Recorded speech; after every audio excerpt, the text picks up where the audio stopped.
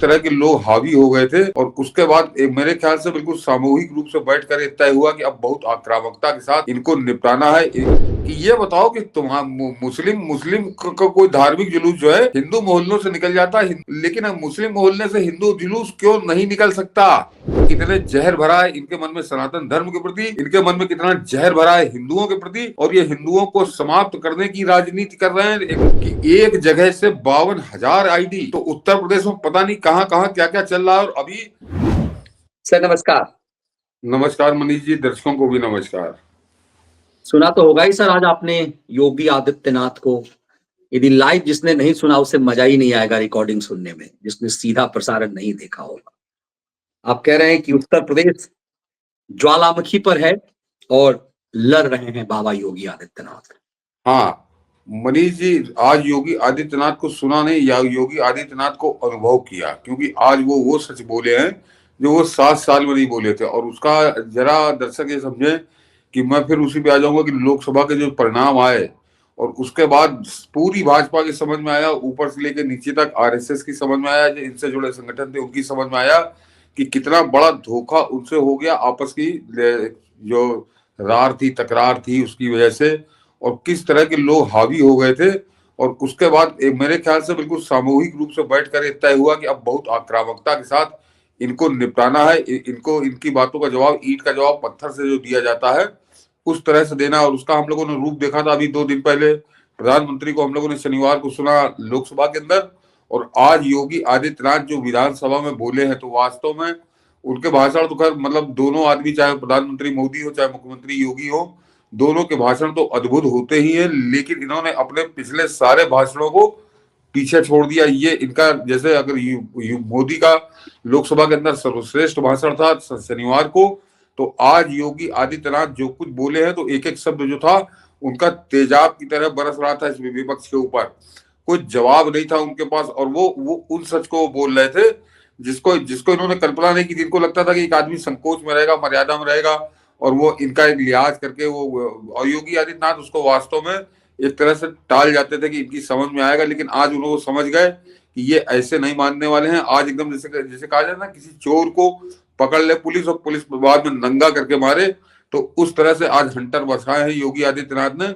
और अद्भुत अद्भुत, और उसकी बात को काटने का कोई इनके पास एक सूत्र नहीं था जो खड़ा हुआ बाद में। तो वो उसमें कोई भी क्या देखिए, अभी जिन्होंने कहा कि कल अमित शाह बोलेगा, तो मैं पूरी तरह से यही उम्मीद कर रहा हूं कि बिल्कुल इसी क्रम में बोलेंगे। और अमित शाह भी जो कुछ कल बोलेंगे राज्यसभा में, तो उनका अब तक का सर्वश्रेष्ठ भाषण होगा, क्योंकि वो सच के साथ बात करेंगे।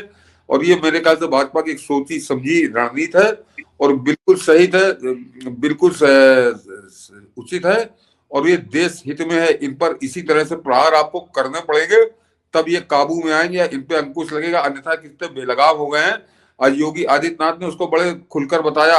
आज उन्होंने मनीष जी बहुत साफ पूछा कि ये बताओ कि मुस्लिम मुस्लिम का कोई धार्मिक जुलूस जो है हिंदू मोहल्लों से निकल जाता है, हिंदुओं को तो कोई आपत्ति नहीं होती, कहीं कोई पत्थर नहीं फेंकता, कहीं कोई बवाल नहीं होता, लेकिन मुस्लिम मोहल्ले से हिंदू जुलूस क्यों नहीं निकल सकता?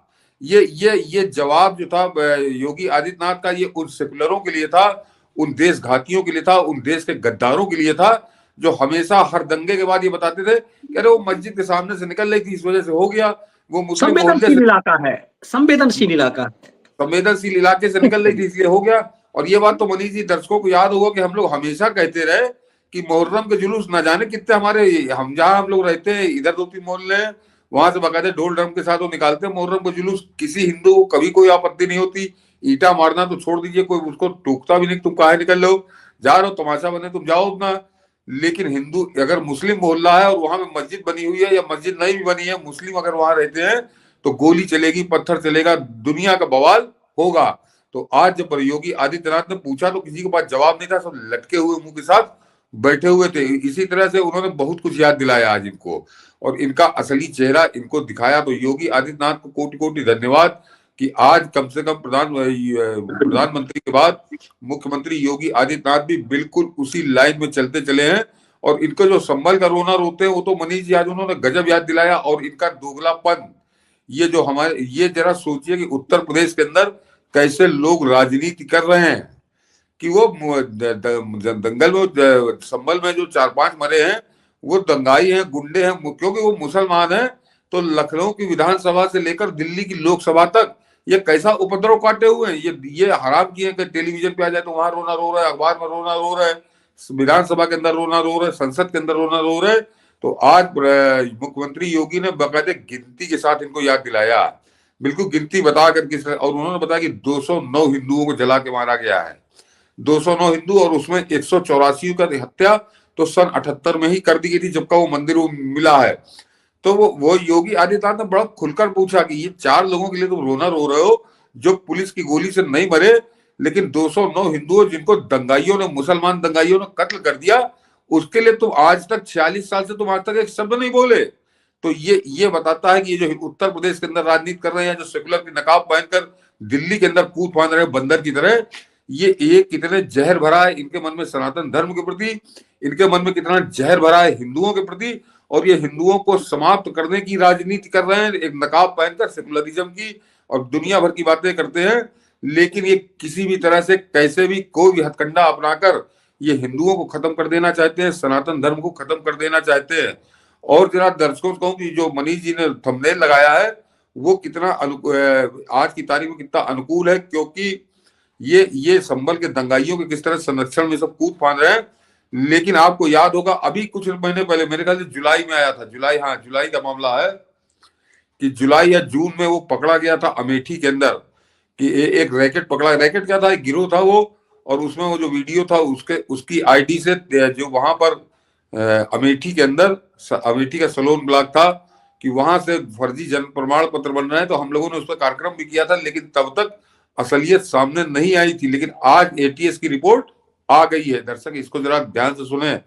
और एक आईडी से, एक ब्लॉक से 52,500 से ज्यादा जन्म फर्जी प्रमाण पत्र उस एक आईडी से, एक ब्लॉक से बने। और सबसे खास बात यह है कि उस फर्जी आईडी प्रमाण पत्र को बनाने में वही MY समीकरण है मनीष जी, जो MY समीकरण से राजनीति को दूषित कर रहे हैं, राजनीति को जहरीला कर रहे हैं, हिंदू विरोधी कर रहे हैं, वही MY समीकरण वहां पर भी है।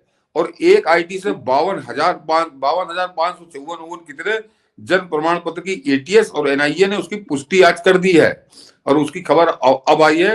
तो अभी समाप्त नहीं हुई, तो जरा एक जगह से, और ये बहुत स्पष्ट हो गया है NIA और ATS की जांच में कि ये 52,000 फर्जी जो जन्म प्रमाण पत्र बने, ये इस देश में बांग्लादेशियों और रोहिंग्याओं को बसाने के लिए बने थे।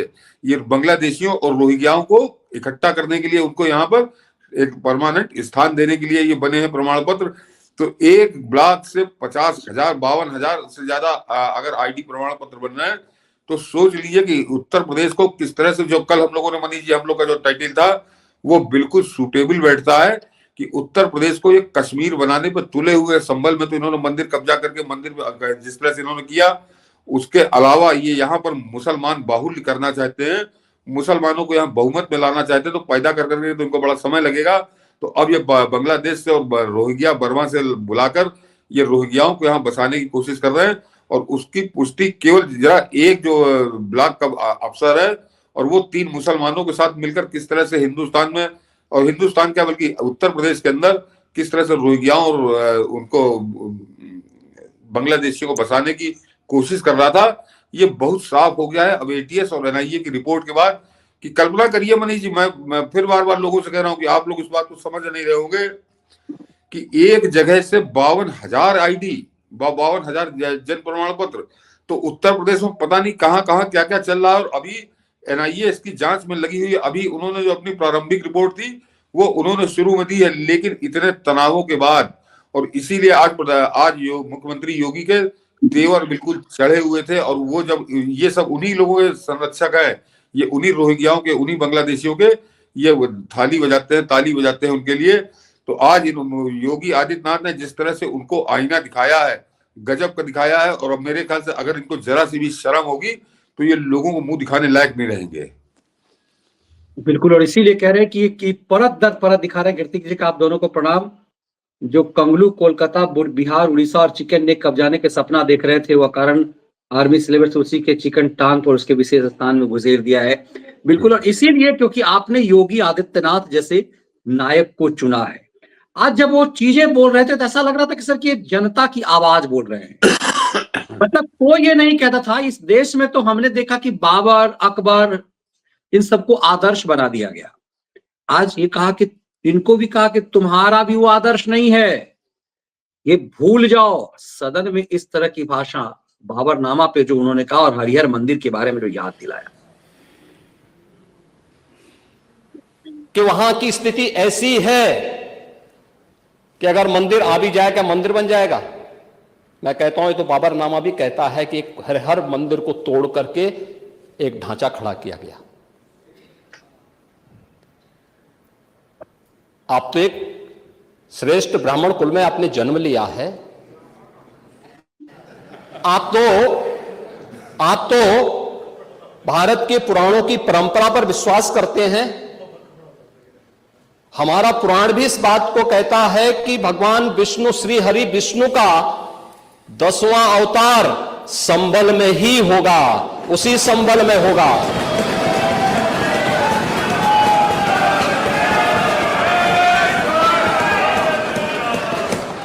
और यह तो केवल सर्वे की बात थी।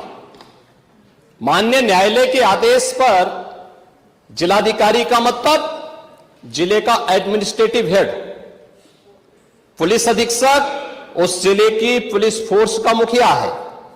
इनका दायित्व है कि शांतिपूर्ण तरीके से किसी सर्वे के कार्यक्रम को वहां पे संपन्न करना, माननीय न्यायालय के आदेश को अक्षरशः अनुपालन करना। और सर्वे 19 नवंबर को भी हुआ, 21 नवंबर को भी हुआ, 24 नवंबर को भी सर्वे का कार्य चल रहा था। क्या यह संभव है? नहीं, 21 को संपन्न नहीं हुआ था। ये लगातार सर्वे का काम चल रहा था। और सर्वे के कार्य के दौरान पहले 2 दिन कोई भी शांति भंग नहीं हुई। तीसरे दिन जब 23 नवंबर को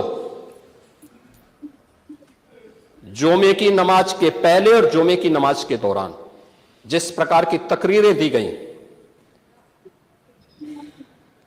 उन तकरीरों के बाद माहौल खराब हुआ। और फिर उसके बाद जिस प्रकार की स्थितियां की गई थी वो सबके सामने है। और इसलिए मैं कह रहा हूं, हमारी सरकार ने तो पहले ही कहा कि हम जुडिशियल कमीशन बनाएंगे। ये एक्ट के अंतर्गत ही कमीशन बना हुआ है। माननीय सदन में उसकी रिपोर्ट भी आएगी। दूध का दूध और पानी का पानी सबके सामने आएगा। मुझे लग रहा है सर आज अखिलेश यादव खुश होंगे कि वो विधानसभा से अपने आप को मुक्त कर लिए, पंडित जी को बना दिए नेता प्रतिपक्ष। तो वो आज यदि कल्पना कीजिए, आज अखिलेश यदि होते नेता विपक्ष, तो आज योगी के तेवर मुझे लगता है और ज्यादा तीखा होता। नहीं, वो भी मनीष जी हम लोग अभी आखिर में दिखाएंगे दर्शकों को। एक क्लिप मैंने वो भी निकाल के रखी। अखिलेश बैठे थे तो वो अयोध्या का फर्जी राजा भी उनके बगल में बैठा और दोनों गर्दन झुकाकर सुन रहे थे। तो योगी आदित्यनाथ जब बोलते हैं तो कोई जवाब इन लोगों के पास होता नहीं है सिवाय गर्दन झुका के चुप्पी साध लेने के। लेकिन आज अगर होते तो जवाब तो आज भी नहीं होता, उसी तरह गर्दन झुका के चुप पे बैठे रहते। लेकिन जरा योगी आदित्यनाथ ने बड़ा खुलकर कहा कि वहां पे संबल में भगवान विष्णु का वहां जन्म होगा। और इसी के साथ ही साथ उन्होंने खुलकर बताया कि दंगा क्यों हुआ। ये जो नाच रहे थे कि संबल का दंगा की जुमे की नमाज के में इस तरह की तकरीरें हुई और उसके बाद दंगा हुआ।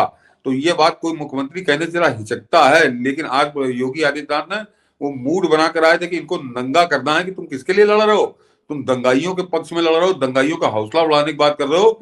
तो और उसके बाद उन्होंने मनीष जी जो दंगा गिनाया कि किस तरह से दंगा गिनाया और कितना ये कृतज्ञ है कि 209 हिंदुओं के कत्ल पे ये आज तक नहीं बोले। जरा मनीष जी वो भी दिखाइए कि जो योगी आदित्यनाथ आज जो गर्जे हैं उसके अंदर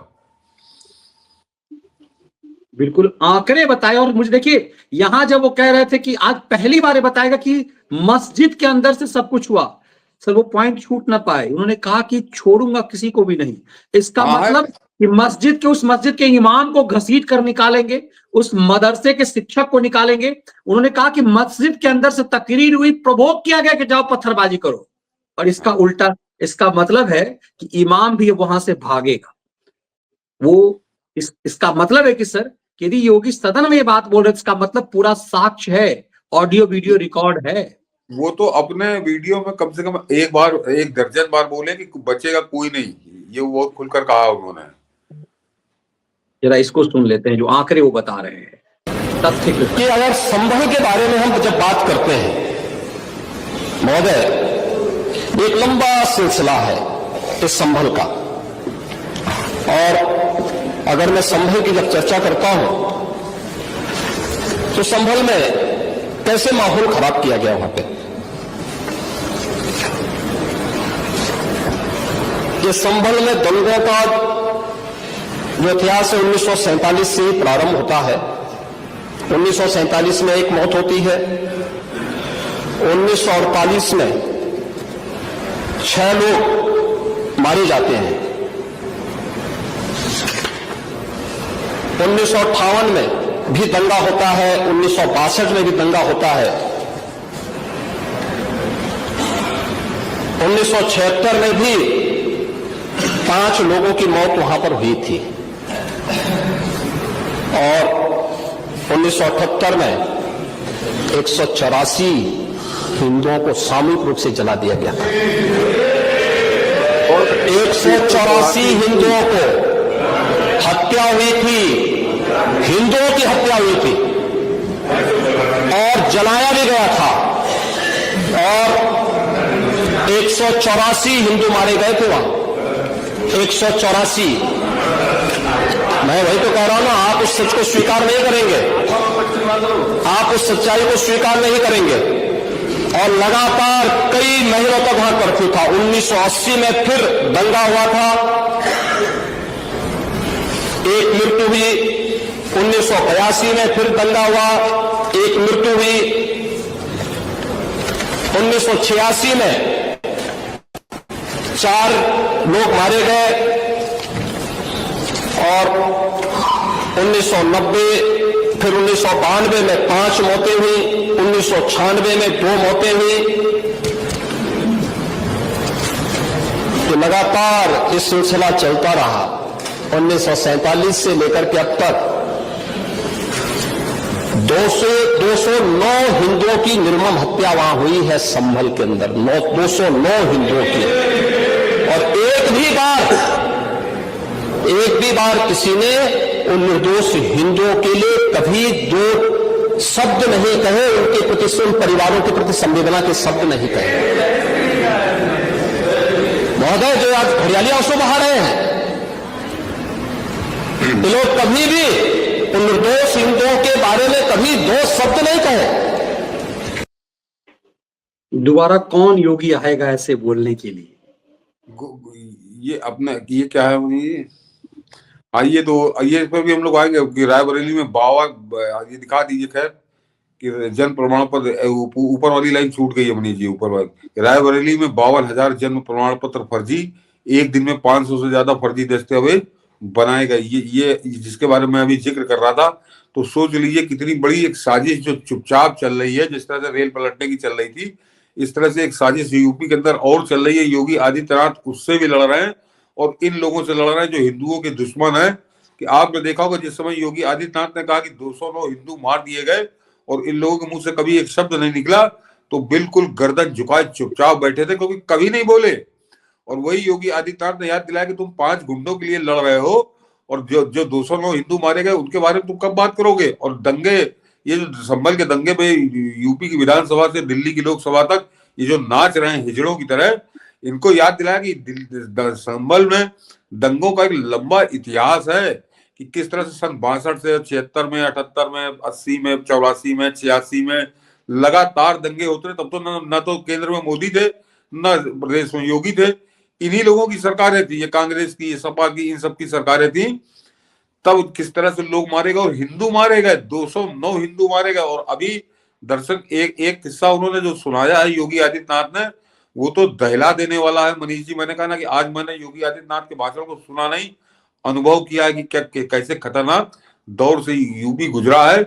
और ये ऊपर वाले का सौभाग्य है कि योगी ऐसा मुख्यमंत्री उत्तर प्रदेश को नसीब हुआ है, अन्यथा हिंदुओं को क्या हालत इन्होंने कर रखी थी। बिना कहे चुपचाप जो साजिश चल रही थी वो एक तरह से आज बिल्कुल उगाड़ के रख दिए, कोई कसर बाकी नहीं रखी योगी आदित्यनाथ ने। और वो मनीष जी जो 209 की तो उन्होंने बात की कि अब जरा वो भी किस्सा सुनवा दीजिए जो जो उन्होंने किस्सा सुनाया है, और दर्शकों को कहूंगा इसको बड़े ध्यान से सुनिएगा और तब आपकी समझ में आएगा कि हम लोगों को किस तरह के लोग गंगा जमुनी तहजीब का जहर पिला रहे हैं। ये सेकुलरिज्म की नकाब पहनकर सेकुलरिज्म का जहरीला पानी पिलाते हैं कि गंगा जमुनी तहजीब और बड़ा सांप्रदायिक सद्भाव, और उस सांप्रदायिक सद्भाव की कैसे धज्जियां उड़ाते हैं, कैसे कत्ल करते हैं, उसका एक उदाहरण दिया है। 1978 में जो दंगा हुआ था महोदय, किस प्रकार की स्थिति थी। एक वैश्य जिसने सबको उधार दे रखा था पैसा, और उस बात को मानता था कि साहब मैं तो सबको पैसा देता हूं, मेरे यहां तो सब व्यवसाय के साथ जुड़े हुए हैं।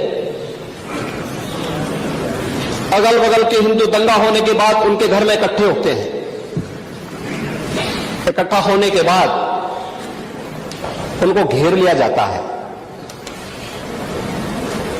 घेरने के बाद वो बोलते हैं भाई आप हमें क्यों घेर रहे हैं। कहा जाता नहीं, क्योंकि तुम इन हाथों से पैसा मांगोगे इसलिए उनके हाथ काटे जाते हैं, फिर उनके पैर काटे जाते हैं और फिर उनका गला रेंद करके हत्या होती है। ये लोग सौहार्द की बात करते हैं, शर्म नहीं आती है लोगों को सौहार्द के बारे में चर्चा करने की। 1978 से जो मंदिर आज निकल रहा है, 1978 से इन लोगों ने कभी खोलने नहीं दिया उस मंदिर को। जो आज बजरंगबली का मंदिर निकल रहा है, जो वहां पर आज 22 कुएं किसने बंद किए थे, इन 22 कुओं को भी वहां पे बंद किया गया।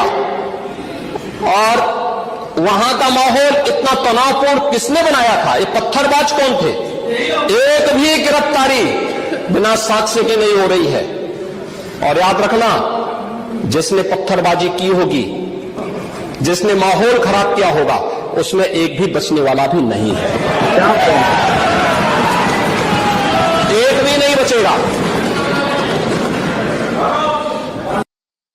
इस देश को बस यही नायक चाहिए। बस ये पूरी गंगा जमुनी तहजीब को उहाड़ दिया इन्होंने। और जो सबसे अंतिम में जो उन्होंने कहा कि एक भी बच नहीं पाएगा, तो मुझे लग रहा है सिहरन पैदा हो रही होगी इमाम के अंदर में भी, उन तमाम दंगाइयों के, और वो जो जनप्रतिनिधि है उनके अंदर भी। मैंने कहा ना, दर्शकों से कहा था कि इसीलिए जरा ध्यान से सुनिएगा, इसमें दो बातें बड़ी गौर करने वाली है। कि एक तो जब उन्होंने सुना बताया, एक वैश्य जो पैसा देता था दुख मुसीबत पे, उसके हाथ पैर काटकर और 24 लोगों को जिंदा जला दिया था एक ही घर के अंदर।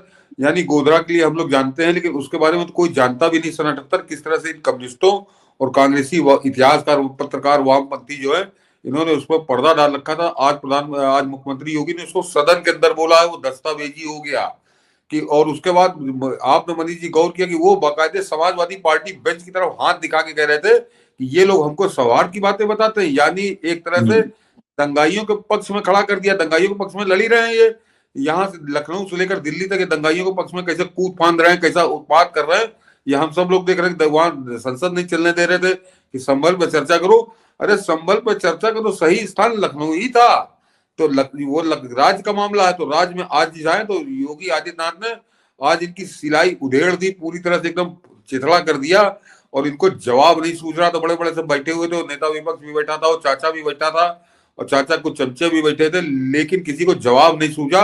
क्योंकि योगी आदित्यनाथ बिल्कुल तर्कों और तथ्यों के साथ बात कर रहे थे। वो जो गिनती गिना रहे थे, तो उनके पास पुलिस रिकॉर्ड और 46 साल पुराने रखे हुए थे। और जब उन्होंने कहा ना कि ये लोग हमको सौहार्द की बात करते हैं, तो मैं वही बात कह रहा था कि ये हमको सेकुलरिज्म सिखाते हैं, ये हमको गंगा जमुनी तहजीब सिखाते हैं, क्योंकि इनको वोट लेना होता। और ये कितने दुश्मन है हिंदुओं के, ये अभी योगी आदित्यनाथ ने जितना बोला है, इससे आपकी समझ में आ गया होगा। और उसके अलावा मनीष जी जो बाद में उन्होंने कहा, तो मैंने कहा ना, इतना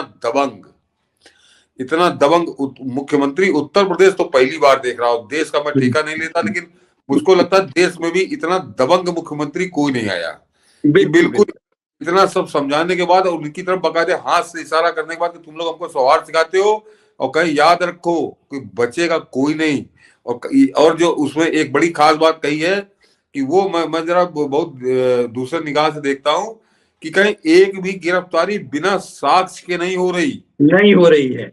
ये दर्शक अच्छे से समझ लें कि वहां जो मतलब दंगाई पकड़े। ये बताता है कि योगी कोर्ट के लिए भी कोई जगह नहीं छोड़ते, कि भाई हाँ, कोर्ट उनको कोई फटकार लगा सके, इतनी हैसियत कोर्ट के लिए भी नहीं छोड़ते। तो ये डंके की चोट पर उसके अंदर कहा कि एक भी गिरफ्तारी बिना साक्ष्य के नहीं, तो जितने दंगाई पकड़े गए हैं उनको 72 हुरे जमीनी पे नजर आ जाएंगी, पुलिस उनको नजर करा रही होगी, और कहे बचेगा एक भी नहीं। तो उसका मतलब जो अभी मनीष जी कह रहे थे कि वो जो यहाँ से योगी बाबा ने शुरू किया था कि वो जुमे की नमाज के बाद की तकरीर, तो वो मौलाना ही करता है, वो मस्जिद का इमाम ही करता है तकरीर। मैं अक्सर अपने डिबेट में जिक्र करता हूँ कि उसको खुतबा बोलते हैं, खुतबा ही कहते हैं मेरे ख्याल से, कि वो खुतबा होता है जुमे की नमाज के बाद। तो उसके बाद दंगा हुआ है, तो वो बचेगा तो वो मौलाना भी नहीं। और मतलब इसका सांसद मतलब कि वो मौलाना का ऑडियो वीडियो सरकार के पास आ गई हुई है। आ गया होगा निश्चित तौर पे। तो संभल का दंगा इन्होंने अपनी कबर खोदी है, इन दंगाइयों ने, इन गुंडों ने, इन देश विरोधी, हिंदू विरोधी, सनातन विरोधी तत्वों ने, और वो कबर पूरी तरह से खोदेंगे योगी आदित्यनाथ, इसमें कहीं कोई कसर बाकी नहीं रखनी। और देख रहे होंगे आप कि वो ये बड़ा घूमे फिर रहे थे, नाच रहे थे कि सुप्रीम कोर्ट का आदेश, सुप्रीम कोर्ट का आदेश। उस सुप्रीम कोर्ट के आदेश के बाद वहां पे बुलडोजर धड़धड़ा के चल रहा है संभल के अंदर, क्योंकि सुप्रीम कोर्ट ऐसा नहीं कह देगा कि तुम सड़क के ऊपर तुम मकान बना लो, सड़क पे आके काबिज हो जाओ। और अभी तो जो मंदिर वहां पे निकला है मनीष जी, उसमें अभी और सवेरे तक जो खबर आई थी कि माता पार्वती की मूर्ति निकली थी जिसका सर तोड़ दिया था इन्होंने, लेकिन भगवान गणेश की और भगवान कार्तिकेय की बिल्कुल साबुत मूर्ति उससे निकली है। और इसीलिए कुएं की खुदाई को थोड़ा उन्होंने रोक दिया है, बड़ा संभाल के वो खोद रहे हैं कि अंदर हो सकता है हमको और मूर्तियां मिले। तो वो बिल्कुल एकदम प्रमाणित हो रहा है कि यहाँ पे मंदिर था और उसको किस तरह से इन्होंने ढक दिया। आज मैं देख रहा था वो जो प्रधानमंत्री मोदी की बोटी बोटी करने की बात करता है, वो इमरान मसूद गुंडा, कांग्रेस का सांसद, प्रियंका गांधी का बड़ा खास, वो कह रहा था कि यार हमने थोड़ी मना किया था, 46 साल से कोई पूजा नहीं कर रहा था, तो मंदिर बंद था, हमारी उसमें क्या गलती है। अरे तुमने दरवाजा बंद करके वहां दीवार बनवा दी थी, पागल हो सीढ़ी हो कि तुम्हारा इलाज पागल खाने में कराया जाए, तुमको बिजली के झटके दिए जाए इमरान मसूद, कि तुम बता रहे हो कि हमने कौन सा रोक दिया था, वहां पे आके पूजा करते, तुमने वहां पर कुआं पाट दिया, दीवार बना दी, उसके बाद वहां कौन पूजा करने जाता। तो इसको तो आगरा के पागल खाने में इसको दिमागी झटके बिजली के मिले, तब ये इमरान मसूद का दिमाग शुद्ध होंगे। और चिंता मत करो, अगर तुम योगी आदित्यनाथ के हत्थे चढ़े तो तुम्हारा ये भी इलाज वो करेंगे। योगी आदित्यनाथ किसी कुछ समझ नहीं रहे, तुम्हारा नेता जो यहाँ पर आता था वो योगी आदित्यनाथ के ही डर से भागा, जो योगी मनीष जी का कहना है कि उसने वो समझ गया कि हम इनको झेल नहीं पाएंगे। तो आज देख रहे थे किस तरह के वहां विपक्ष की हालत थी। लेकिन मनीष जी एक ये बड़ा सिरा बनाते हैं, अंतिम दर्शकों को कहूंगा कि इसको बड़े ध्यान से सुनिएगा। ये हमेशा ही कहते हैं कि योगी असल में हमेशा इसलिए बात करते हैं हिंदू मुसलमान की क्योंकि इन्होंने उत्तर प्रदेश में कुछ किया नहीं है, ये हमेशा कि क्या किया है। तो इस बात को बार बार नहीं दोहराने की जरूरत है। जिस समय इनके 7 साल पूरे हुए थे योगी आदित्यनाथ के, और वो दोनों बैठे थे, अयोध्या का फर्जी राजा और यूपी का फर्जी राजा, दोनों अगल बगल यहाँ भी बैठे हुए थे। और उस समय योगी आदित्यनाथ ने बड़े विस्तार से जब अपना परिचय दिया था कि क्या क्या हुआ है 7 साल में, तो जवान नहीं हिली थी दोनों की, कि एक मुद्दे पर वो खड़े होकर कहते कि ये तुम गलत बोलो। और जरा आप सुनिए तो आप स्तब्ध रह जाएंगे, आपको आनंद आएगा कि क्या उत्तर प्रदेश का केवल इनके ऊपर तो डंडा बहुत 440 वोल्ट का चल ही रहा है, लेकिन उत्तर प्रदेश में विकास का पहिया किस तरह से आगे बढ़ रहा है वो तो सुनने लायक है।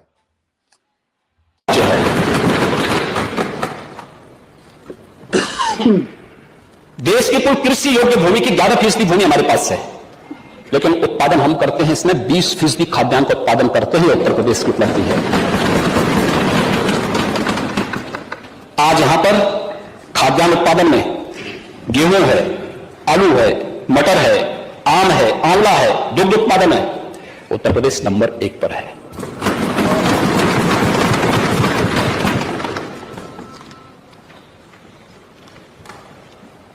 महोदय, गन्ना उत्पादन में उत्तर प्रदेश नंबर 1 पर है।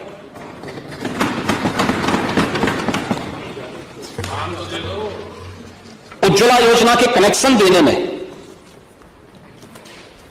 1,74,00,000 परिवारों को फ्री में रसोई गैस का कनेक्शन, इसको उत्तर प्रदेश मैं इतने लोग इससे यानी देश के अंदर नंबर 1 पर, एक्सप्रेसवे में नंबर 1 पर, प्रदेश के श्रमिकों, स्ट्रीट वेंडर्स, इन सबको भरण पोषण भत्ता देने में नंबर 1, अटल पेंशन योजना नंबर 1, प्रधानमंत्री जीवन ज्योति योजना में नंबर 1, सूक्ष्म लघु मध्यम उद्यम 96 लाख यूनिट यूपी के अंदर हैं जो परंपरागत उद्यम है, यूपी के औद्योगिक विकास की आधारशिला है, इसमें नंबर 1। कृषि निवेश पर किसानों को देय अनुदान में डीबीटी के माध्यम से भुगतान करने वाला देश का नंबर 1 राज्य है। देश में सर्वाधिक मेडिकल कॉलेज निर्माण करने वाला राज्य है और 1 डिस्ट्रिक्ट 1 मेडिकल कॉलेज के निर्माण की तरफ अग्रसर हुआ है, यह उत्तर प्रदेश राज्य है। हर गरीब के घर में शौचालय भी बने, सर्वाधिक शौचालय उत्तर प्रदेश ने बनाए, उसमें भी नंबर 1। मानव वन्य जीव संघर्ष को आपदा घोषित करने वाला देश का पहला राज्य, कौशल विकास नीति को लागू करने वाला पहला राज्य, गवर्नमेंट ई मार्केट से सबसे अधिक प्रोक्योरमेंट करने वाला राज्य और पहला राज्य भी। प्रधानमंत्री आवास योजना में महोदय ग्रामीण और शहरी क्षेत्र में 52,77,000 गरीबों को एक आवास मिला है, बिना भेदभाव के मिला है, देश के अंदर नंबर 1।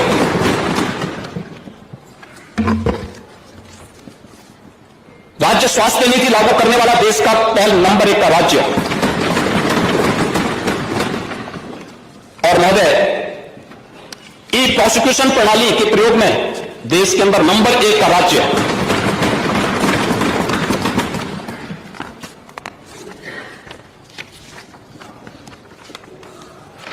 दुग्ध उत्पादन में नंबर 1 राज्य है। प्रधानमंत्री जनधन अकाउंट 8,51,00,000 खाता धारक है, यानी 8 करोड़ 51 लाख ये खाता धारक हुए हैं जिनके बैंक में कभी अकाउंट नहीं खुल पाए थे। यह डबल इंजन सरकार आने के बाद ही उन बेचारों के अकाउंट खुल पाए और डीबीटी के माध्यम से पूरा 70% पैसा उनके पास पहुंचा। स्वामित्व योजना, गांव में जिनका घर जहां पर उसका मालिक वहीं पे उसका मालिकाना अधिकार दे देना। महोदय ऐसे 50,37,000 से अधिक घरौनी उन गरीबों को अब तक प्रदेश में उपलब्ध कराया जा चुका है। 50 लाख से ज्यादा जिन गरीबों को उपलब्ध कराया गया, क्या ये किसी जाति के थे क्या? उत्तर प्रदेश का वासी था। हर जाति, हर मत, हर मजहब का, यही तो है सबका साथ, सबका विकास, सबका विश्वास, सबका यही है। लेकिन इस पर गौरव की अनुभूति करने की बजाय इसके बारे में लोग नकारी दें, कहे नहीं साहब यूपी में तो ऐसा कुछ नहीं है। यूपी को पूरी तरह नकार दिया जाए। यूपी को आज भी हम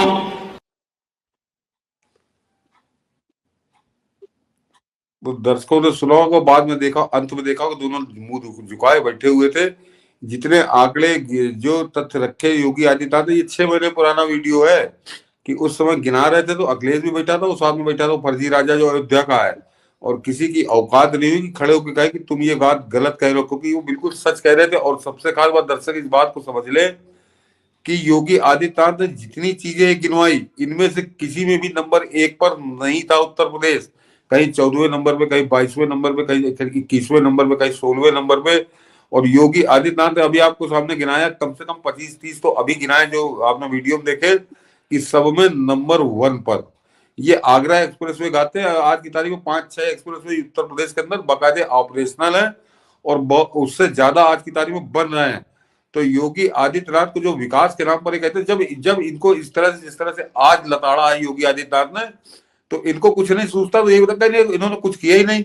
तो तुम्हारे कहने से कुछ नहीं किया। वो जो जिस समय बोल रहे थे उस समय खड़े होकर कहते कि तुमने ये नहीं किया, तब बात समझ में आती। तो उस समय किस तरह से दोनों गर्दन झुकाए बैठे हुए थे, जैसे कोई नालायक स्टूडेंट किसी टीचर से डंडे की मार खा रहा हो, उस तरह से दोनों वहां बैठे हुए थे। किसी की हिम्मत नहीं हुई। तो योगी आदित्यनाथ गजब का 7 साल का उनका कार्यकाल है। और मेरा तो मानना है कि योगी आदित्यनाथ हमेशा उत्तर प्रदेश के मुख्यमंत्री ही रहे। वो एक तरह से मुख्यमंत्री का ही भाग्य होगा, उत्तर प्रदेश का भाग्य होगा। और बिल्कुल यदि यूपी चमक जाएगा तो समझिए फिर भारत का एक बड़ा हिस्सा, ये भारत को कहते हैं ना कि बिना यूपी को आप मिसाल बनाए हुए, कहते हैं यूपी मॉडल हो, जैसे गुजरात मॉडल कहा जाता है वैसे देश में यूपी मॉडल हो तो और फिर उसके इसके मायने। और इसके पीछे एक एक तथ्य दर्शक समझ लें, आपकी समझ में आ जाएगा कि ये यूपी का ये हाल योगी आदित्यनाथ ने कैसे कर दिया। कि योगी आदित्यनाथ पैसे के बेईमान नहीं है। आज तक आपने इन विरोधियों से भी नहीं सुना होगा कोई आर्थिक भ्रष्टाचार का आरोप उन पर लगा हो। और उसका एक मैं बड़ा छोटा सा नमूना आपको बताता हूँ, उसके बाद आप समझ लीजिए कि पहले कैसे चोर होते थे और अब योगी आदित्यनाथ कैसे चौकीदार आए हैं। कि मनीष जी, आबकारी का जो शुल्क आता है वो 2017 तक वो 11,000 12,000 करोड़ का शुल्क आया करता था। ये दर्शक इसको समझें। आज की तारीख में आबकारी का शुल्क वो लगभग 45 से 50,000 करोड़ के बीच में पहुंच रहा है। ये स्थिति कर दी है। और योगी आदित्यनाथ के गद्दी संभालते ही दूसरे या तीसरे वर्ष में वो 37,000 करोड़ पहुंच गया था, 35-37,000 करोड़। तो न तो शराब यहाँ महंगी हुई, न शराबी को 3 गुने ज्यादा बढ़ गए। तो ये कैसे बढ़ गया? ये केवल चोरी हो रही थी, चोरों के साथ मिलकर चोरी की जा रही थी। उत्तर प्रदेश को चूना लगाया जा रहा था। तो मैंने कहा ना कि जो 11-12 हजार करोड़ पे थे वो आज की तारीख में वो आंकड़ा 50,000 करोड़ पे पहुंचने जा रहा है। ये केवल आबकारी का मैं बता रहा हूँ। और मेरे पास सूची रखी, बड़ी लंबी सूची है वो, कि किस तरह से अंतर आया है राजस्व में। तो वो सिर्फ क्योंकि चोरों के साथ मिलकर जो सत्ताधीश थे वो चोरी कर रहे थे, तो वो योगी आदित्यनाथ नहीं कर रहे। और इसीलिए उत्तर प्रदेश का ये आज की तारीख में ये हाल है। और इसीलिए उत्तर प्रदेश का मुख्यमंत्री इतनी दबंगई से बाकायदे उंगली दिखाकर उनको कोसता है, तो उसके बाद सर झुकाकर सुनते हैं, क्योंकि ये हिम्मत ही नहीं है कि पलट कर जवाब योगी आदित्यनाथ को दे सकें ये। बिल्कुल, और आखिर में उन्होंने यह भी काम कर दिया सीट पर बैठते बैठते, ये जो सांसद है बर्क, उसका भी सच बता दिया। इस देश को यह भी बता दिया कि भाई इतनी बड़ी संख्या जो मुसलमानों की है वो दरअसल सनातन आस्था से ही वहां उन्होंने मजहब अपना बदला है। मतलब उनकी संस्कृति वो, इसलिए बार बार उन्होंने कहा राम से हम शुरू होते हैं और राम पर ही तो खत्म होते हैं। पश्चिमी उत्तर प्रदेश के लिए उन्होंने कहा भले ही देश भर में कुछ भी हो लेकिन यहाँ तो राम राम कहने का चलन है। इस उत्तर प्रदेश को तुम राम से विलग कर रहे हो और बता रहे हो कि जय श्री राम सांप्रदायिक है। आज हंटर चलाकर के उन्होंने कहा कि जय श्री राम कोई सांप्रदायिक नहीं है। और उसके बाद उन्होंने विभाजित कर दिया। ये विदेशी मुसलमान जो है ना, वो इस देशी मुसलमानों का चरित्र हनन करते हैं, उनको बदनाम करते हैं। आज उन्होंने एक दूसरी लकीर खोजी, इसी में उन्होंने बर्क के दादा को याद दिलाया। जरा सा इसको भी सुना जाए। रकीबुर रहमान बर्क कभी भी अपने को ये नहीं बोलते थे कि मैं भारत का नागरिक हूं, वो तो कहते थे मैं बाबर का संतान हूं। वो बोलते थे, आप भी मानते हो किस बात को? अब आपको तय करना है कि आक्रांताओं को अपना आदर्श मानते हैं या राम कृष्ण और बुद्ध की परंपरा को अपना आदर्श मानते हैं। भारत के अंदर राम कृष्ण और बुद्ध की ही परंपरा रहेगी, बाबर और औरंगजेब की परंपरा नहीं रहेगी। धन्यवाद। अंत उन्होंने बड़ा शानदार किया सर।